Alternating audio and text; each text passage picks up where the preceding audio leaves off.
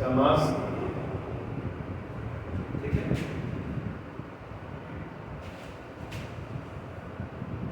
Next ball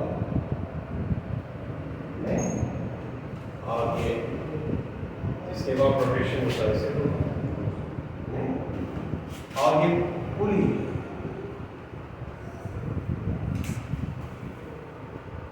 और पुली जो है मासेस नहीं, इसका मास है, मास इसका क्या है,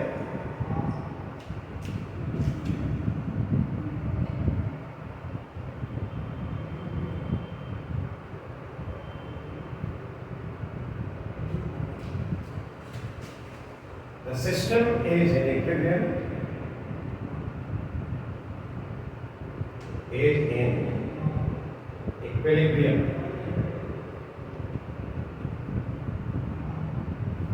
देखा, we have to find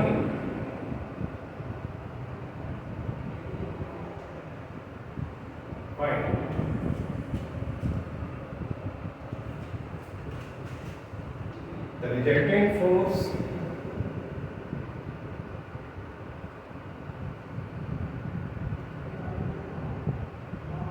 ठीक है ना,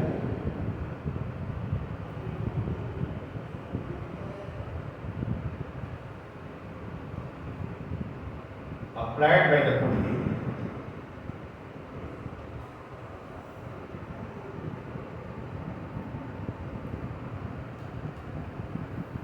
on the axle, axle ही कहते हैं इसको, do you remember, is it called axle? चलो चलो देखो, तो पहली चीज देखो कि इसमें कौन कौन फोर्सेस एक्ट कर रहे हैं, ये इसी पर कंसीडर करें। इस पूरी पर देखो, पूरी पर कौन कौन फोर्सेस एक्ट कर रहे हैं। इसमें टेंशन ऐसे टेंशन टी, इसमें टेंशन टी, स्ट्रिंग एक ही, यदि पूरी लाइट हो, स्मूथ हो, स्ट्रिंग लाइट हो, तो इस स्थिति में tension through out the string same है ना, नहीं यहाँ सेम ही होगा, यहाँ पर सेवन अभी बता देगा कि सेवन इक्वल कैसे होना चाहिए, अभी इसमें टेंशन सेम है। उसकी वजह ये होगी कि इक्विलिब्रियम के लिए कंडीशन ये है कि इस पर नेट फोर्स 0 होना चाहिए और नेट टॉर्क भी 0 होना चाहिए, ठीक है ना। तो ये इस टेंशन के कारण इस पर जो टॉर्क रहेगा, तो देखो ऐसे होगा, वो T1R, जहाँ रेडियस इसका है, इस एक्सिस के अबाउट T1 का जो टॉर्क होगा वो T1I2R, और इसको घुमाने की कोशिश करेगा क्लॉकवाइज, ठीक। और T2 के कारण इसमें जो टॉर्क लगेगा T2I2R, ये जो टॉर्क होगा उसको घुमाने की कोशिश करेगा एंटी क्लॉकवाइज, ठीक। नेट टॉर्क 0 है, ठीक है ना, तो दोनों टॉर्क क्या होनी चाहिए, इक्वल होनी चाहिए, एक क्लॉकवाइज है और दूसरा एंटी क्लॉकवाइज। तब यहाँ पर T1R is equal to T2R हुआ, नहीं, तो जब ऐसा हुआ तो क्या T1 और T2 यहाँ पर बराबर होने चाहिए, इक्वल होने चाहिए, यस सर। और मान लो यह T के रेक्ट, इस पार्ट में टेंशन होगा क्लियर, ठीक। अब यहाँ पर इस पर देखो, इसके लिए देखो, किसी इक्विलिब्रियम पद्धति कंसीडर करें तो क्या mg जो होगा that should equal to T, क्यों T1 T2 T हो गया mg T। अब इस पर ये जब इसके बराबर हो गया तो जरा इसको देखते हैं, इसका फ्री वेव डायग्राम बनाया जाए। इसके लिए एक फोर्स ऐसे हो गया, ये T है, ठीक है ना, एक फोर्स ऐसे हो गया, ये भी T है, और एक फोर्स जो एक्ट कर रहा है mg ग्रेविटेशनल पुल इसके लिए तो ये mg है क्या ठीक है कि नहीं। अब जो होगा केस में देखो तो एक फोर्स ये हो गया ये mg हो गया t mg के बराबर है ना यस t जो है mg ठीक है और इस पर ये जो फोर्स एक्ट किया ये कितना हो गया m प्लस n क्या टी कैपिटल एम जी भी नीचे स्मॉल एम जी भी नीचे दोनों फोर्स ऐसे हैं इनका जो रिजल्टेंट होगा वो क्या ऐसे आएगा ये रिजल्टेंट ऐसे आएगा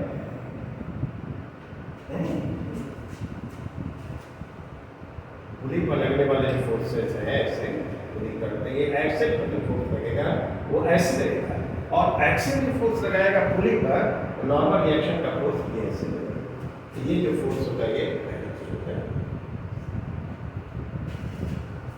तो ये इसके कारण जो एक्सेल को जो फोर्स लगेगा ये आर के बराबर होना चाहिए यार किसका रिएक्टेंट है mg का m प्लस mg का इन दोनों के बीच एंगल कितना है 90 डिग्री तो बोलो r निकाल सकते हो क्या लिखिए perfect r square is equal to क्या होना चाहिए बोलो m plus m into g का whole square g square g square plus होता है r square equal to p square plus P q square plus 2p की cos थीटा cos तो theta theta तो 90 डिग्री है तो वो तो टर्म खत्म हो गया तो p square plus q square तो ये इतना square plus m square plus m square g g square नहीं yes तो जब ये r लिखना है ये फोर्स तो ये स्क्वायर रूट कर दिया जाए yes sir इसके भीतर क्या आएगा m प्लस m का स्क्वायर m का square plus m square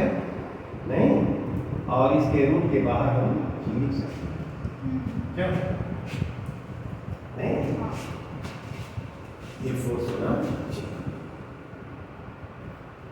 is explanation clear नहीं मान लो कि ये यहाँ पर ऐसे ये पुली है वो मासेस नहीं है दो ब्लॉक्स है ऐसे यहाँ पर हम लोग रोटेशन में पढ़ने के देखेंगे ऐसे यदि ये एक ब्लॉक इधर है और एक ब्लॉक इधर है ना नहीं अभी तो देखते थे through out the strain tension was क्या इक्वल नहीं जब ये मासेस था लेकिन जब वो रोटेशन पड़ेगा ये मासेस नहीं है तो इस पार्ट में टेंशन कुछ है इस पार्ट में टेंशन इसका जो एयर रोटेट कराएगा इसमें टॉर्क इधर लगेगा और टॉर्क इधर लगेगा और चूंकि रोटेशन हो रहा है तो दोनों टॉर्क बराबर नहीं तो T1 T2 बराबर राइट इसकी बात करेंगे या लेकिन यहाँ पर जो हमने प्रॉब्लम जो कंसीडर किया है वो आप T1 T2 क्या है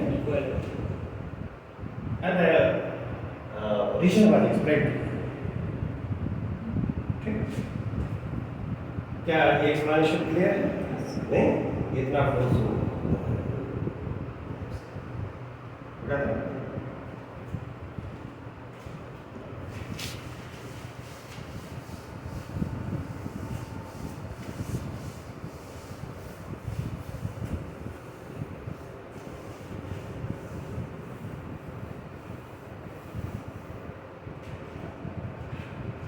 देखो ये ऐसे हम लोग प्रॉब्लम कंसीडर करें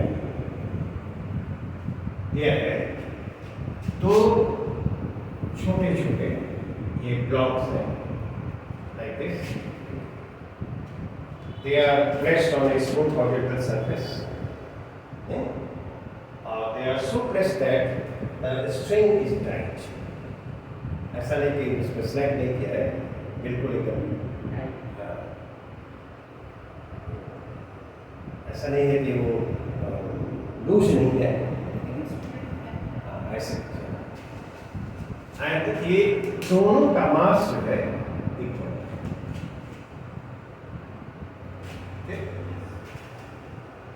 ये जो स्ट्रिंग है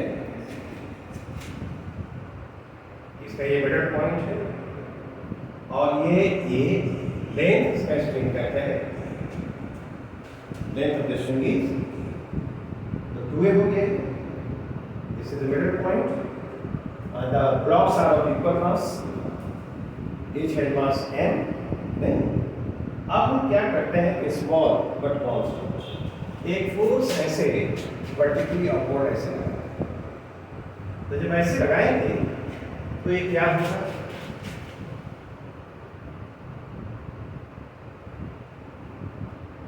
ये फोर्स हम ऊपर की तरफ ऐसे लगाए इस तरह ऐसे नहीं, तो they will move towards each other. क्या ऐसे ऐसे जैसे इसमें रखे हैं ऐसे खींचोगे तो क्या दोनों ऐसे प्लेन सरफेस पर रखा है और स्ट्रिंग को ऐसे धीरे धीरे खींचा जाए तो दे विल कम लाइक दिस, ऐसे आएंगे नहीं। तो कहता है कि जब दोनों के बीच सेपरेशन 2x यानी यह x है ये x है, इस ब्लॉक का एक्सेलरेशन इधर है और उतने ही एक्सेलरेशन से ये जो एक्सेलरेशन यदि a नॉट हो तो पूछता है कि वो क्या होना, ये स्ट्रिंग का पोजीशन क्या हो जाएगा, ये तो मिडिल पॉइंट है, ये देखो ये स्ट्रिंग ये ऐसे होगा, ये वाला ऐसे होगा, यहाँ पर फोर्स लगा है, ये कांस्टेंट प्रोसेस ये पोजीशन वो था, ये p पर क्या बस आ रहा है। इसको हम ऊपर खींच रहे हैं तो दोनों क्या होगा ऐसे मूव करेंगे, they will come closer to each other. तो कह रहा है कि किसी समय जब दोनों के बीच सेपरेशन 2x है तो बताना है कि प्रत्येक का एक्सेलरेशन क्या है, एक्सेलरेशन क्या डिसाइड कौन डिसाइड करेगा, नेट फोर्स एक्ट करेगा। ये सिचुएशन है, ए नॉट निकालना, मान लिया कि इसका जो एक्सेलरेशन है वो यह है जैसा कि हमने बताया, ये ए नॉट टुवर्ड्स दिस, ये this is towards right and this towards left. ये बताओ तो यहाँ से यहाँ तक ये क्या है, क्या केंद्र यही ना वो शिफ्ट करके यहाँ चला गया है, ये वाला जो होगा यह ए होगा और यह बी नहीं, और इसको यहाँ से ऐसे देखो और इस समय ये एंगल थीटा है और ये एंगल थीटा।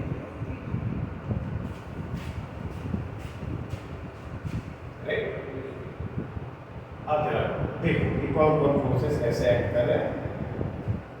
यहाँ पर पहले सोचो, इसमें टेंशन टी है, इसमें भी टेंशन टी है, ये ऐसे है, ये टेंशन है। इस टेंशन को तो म्यूचुअली परपेंडिकुलर डायरेक्शंस में रिजॉल्व किया जाए तो बताओ तो इधर कंपोनेंट क्या होगा, इधर जो कंपोनेंट होगा t cos थीटा, इसका भी t cos थीटा, इधर जो कंपोनेंट आएगा वो क्या होगा 2t cos थीटा नहीं, राइट। और ये फोर्स कितना है F, ये 2t cos theta should be equal to क्या F।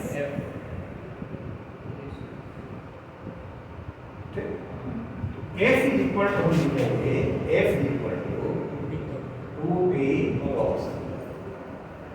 बताओ तो टेंशन T कितना होगा F बाय 2 cos। इसको क्या कहेंगे F बाय 2 cos। एक बात हो गई। अब चलो यहाँ पर टेंशन थी, ठीक है ना, ऐसे सोचो ये एंगल कितना है थीटा होगा, इसका इधर कंपोनेंट कितना है t sin नहीं, तो ये जो इधर t cos थीटा ये जो होगा यहाँ पर इस बार तो mg के द्वारा बैलेंस होगा, जैसे ये इस पर है ऊपर लगाइए और नीचे mg बैलेंस किया, क्वेश्चन नहीं है। इधर की तरफ तो t sin थीटा ही फोर्स लग रहा है, तो t sin थीटा फोर्स लग रहा है और मास से डिवाइड कर दिया जाए तो इस समय इसका एक्सेलरेशन आ जाएगा नहीं, तो इस डायरेक्शन में जो एक्सेलरेशन a नॉट है, a नॉट क्या होना चाहिए t sin थीटा बाय क्या m। ये इस डायरेक्शन जो हॉरिजॉन्टल फोर्स लग रहा है t sin थीटा है नहीं, तो उधर जो एक्सेलरेशन है that should be equal to T sine theta by T sin theta ये निकालना M. ये नॉट यही होगा। हमको टी नहीं मालूम है तो टी का नॉन क्वांटिटीज के टर्म में होना चाहिए। फिर थीटा भी हम लोगों को साइन थीटा कॉस थीटा जो भी है वह भी हमको नॉन क्वांटिटीज के टर्म में होना चाहिए। ए नॉट जो आएगा वो तो नॉन क्वांटिटीज के टर्म होगा तब ना आंसर बनेगा। तो पहली बात टी कितना है बोलो तो?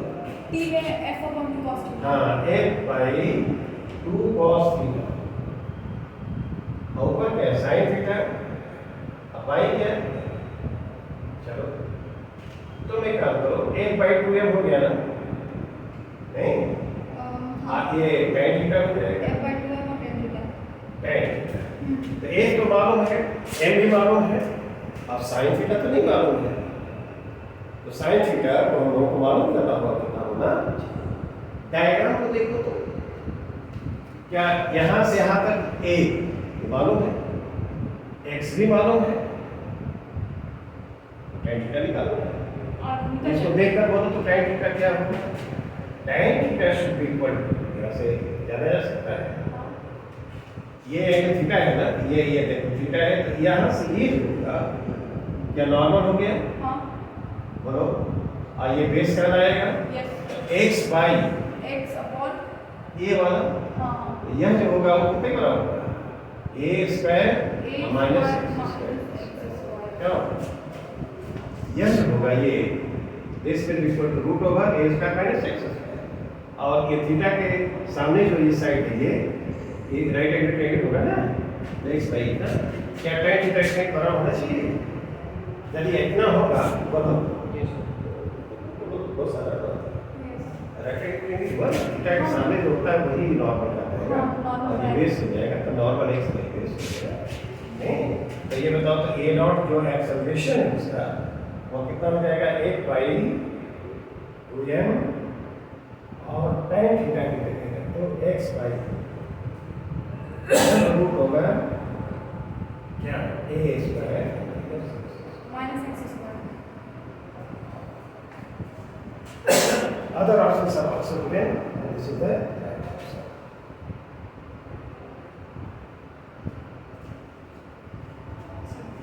Okay, I think the process is clear and the description is also clear.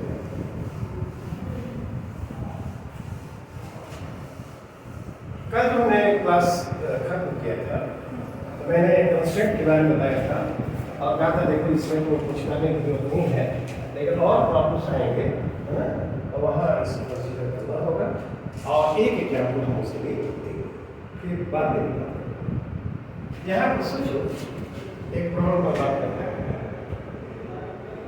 एक स्मूथ हॉरिजॉन्टल सरफेस है और एक ब्लॉक है राइट नहीं एक ब्लॉक है यहाँ पर एक पुली है लाइक दिस और एक स्ट्रिंग ऐसे of course this string is right pulley is also right और यहाँ पर ये सिचुएशन है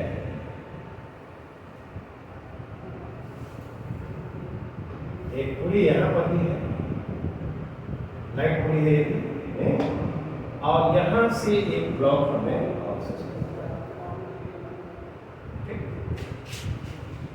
this end is fixed. This end of the string. ये string दोनों पूरी से होकर ऐसे एक ही string. ठीक है ना? एक बात और बताते हैं इसका मास m है और इसका मास ये सरफेस स्मूथ पूरी लाइट एंड स्मूथ ठीक है ना हमसे पूछा जा रहा है ये जो स्ट्रिंग है through out string tension same होगा देखा मैंने बता दिया ये मास है through out the string tension will be the Same. ठीक है Yes. Tension will be the Same. तो हमसे पूछा है कि स्ट्रिंग में टेंशन क्या है Tension development. हाँ और एक बार और पूछा है कि जब सिस्टम को ये रिलीज कर देते हैं तो ये जो ब्लॉक है यहाँ से यहाँ आता है ए से बी पर और यह डिस्टेंस क्या है एल ठीक है ना डिस्टेंस क्या है? जब रिलीज किया जाता है उससे एल है ये, तो उस समय ये जो ब्लॉक है उसकी वेलोसिटी क्या है? नीचे वाला ब्लॉक है उसकी वेलोसिटी क्या है? तो उसको लास्ट में बात करेंगे। पहला हमारा स्टेप ये है कि ये टेंशन निकालने के लिए पहली बात हम काम करें कि पूरी स्ट्रिंग में टेंशन क्या होगा? सेम होगा। और हमारी बात एक this block is coming down and this is moving towards right. ठीक है? एक पर्टिकुलर टाइम में यह जो ब्लॉक है, ठीक है ना, ये x1 नीचे आ रहा है, ठीक है, आउटगोइंग समय में ये जो ब्लॉक है यहां से यहां जा रहा है, x2 जा रहा है, ये x1 नीचे आया, ये x2। आप तो देखो, जब ऐसे है तो मैंने बताया था कि यहां से यहां तक जो स्ट्रिंग है उसका लेंथ L1, L2 इसको L2, ये जो लेंथ है इसको L1, राइट। ये वाला जो पार्ट है ये भी L1 ही होगा, ये दोनों पार्ट का लेंथ L1 और इस पार्ट का जो है L2। बताओ तो total length of the string कितने का होगा? L1 plus L1 plus L2।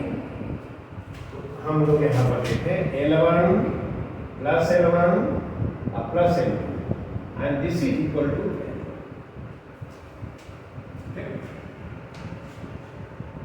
नहीं आप तो मुझे एक चीज बताओ तो जब यह यहाँ x1 नीचे आएगा तो L1 के लेंथ में जो इंक्रीज होगा तो इसमें पता ही आएगा ना, कितना इंक्रीज होगा इसमें?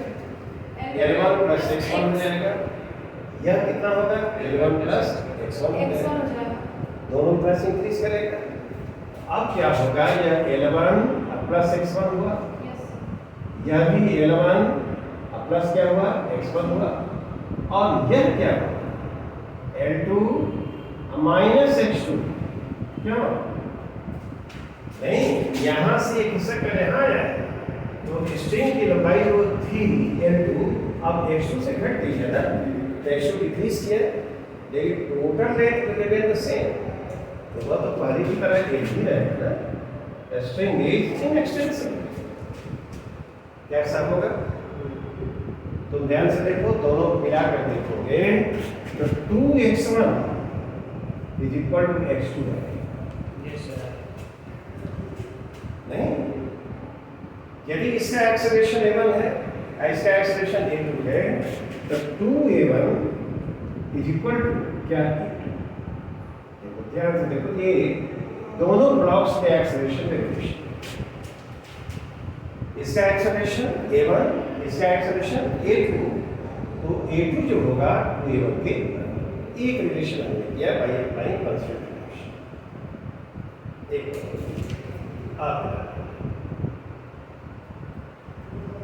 यहाँ देखो, ये मासेस है, इसमें टेंशन थी, इसमें टेंशन थी, इसमें भी कुछ टेंशन माना जाए, है ना, तो यह टेंशन 2t के बराबर होगा, और ये जो होगा mg नीचे लगा है, this block is coming down with acceleration a1, तो इसका इक्वेशन ऑफ मोशन लिखोगे तो क्या लिखोगे? mg minus 2t। क्यों? mg will be vertically downward and 2t will be, तो उसका यदि हम लोग इक्वेशन ऑफ मोशन लिखने की बात करें तो ऊपर की तरफ फोर्स हुआ ये dt, और नीचे क्या हुआ? mg। नहीं, आ रहा है नीचे एक्सेलरेशन, ठीक है ना, इसका मास क्या है? बताओ तो इक्वेशन ऑफ मोशन क्या लिखोगे? mg minus 2t। mg minus 2t is equal to mg minus 2t, ठीक है ना, is equal to and this is equal to m m into a1। क्या? हाँ, a1 a1 की वैल्यू mg माइनस 2t और क्या है ना, m a m a। बारह इक्वेशन पे चल एक इक्वेशन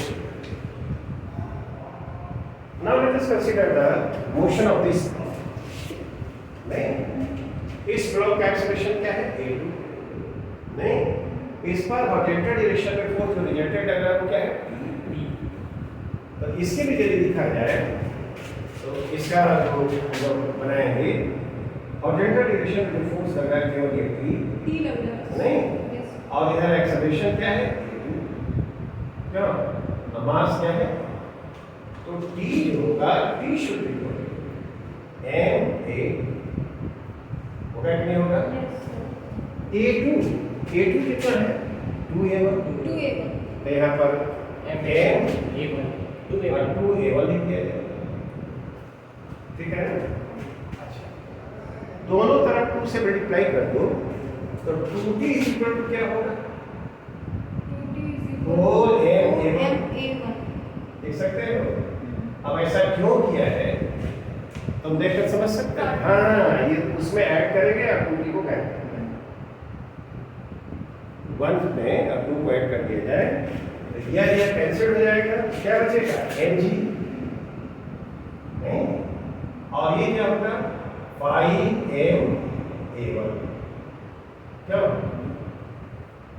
नहीं, mg या 5m m से m कैंसिल करो तो a1 क्या है? mg by नहीं g/5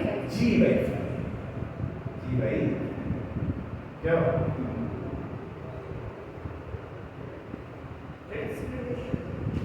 निकल गया।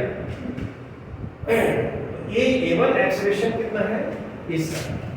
इसका नाम यदि हम c देते हैं